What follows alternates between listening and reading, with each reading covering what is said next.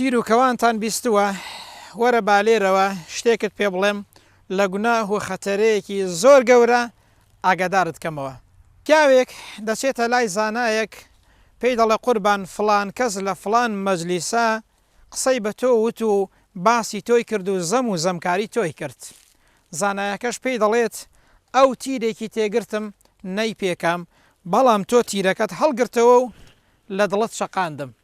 شەیتان کەسی تری دەست نەکەوت بیکا بە بەریدی خۆی لە تۆ نەبێت، واتە تۆ کە قسەکەت بۆ هێنام بووی بە بەریدی شەیتان، دوژمنایەتی و ڕق و قینەیەکی لە دڵی مندا دروست کرد سەبارەت بەو کەسە. جا لێرەوە پێت بڵێم کە خەتەرەی قسەهێنان و بردن و قسە گێڕانەوە چەندە گوناهێکی گەورەیە. پێغەمبەر دەفەرمێ صلی الله عليه وسلم ئەو کەسەی قسە دێنێ و دەبا و دوژمانی دەکات ئەو کەسە ناچێتە بەهەشتەوە، لەبەر ئەوە ڕق و قینە لە دڵی خەڵکدا دروست دەکەیت، دوژمنایەتی دروست دەکەیت، واز لە قسەهێنان و بردن بێنە. پێت خۆشە پێغەمبەر پێت بفەرمێ صلی الله عليه وسلم تۆ ناچیتە بەهەشت، دەیکەواتە واز لەو گوناهە گەورە بێنە، واز لە قسەهێنان و بردن بێنە، چونکە بەڕاستی نێوانی خەڵک تێک دەدەی.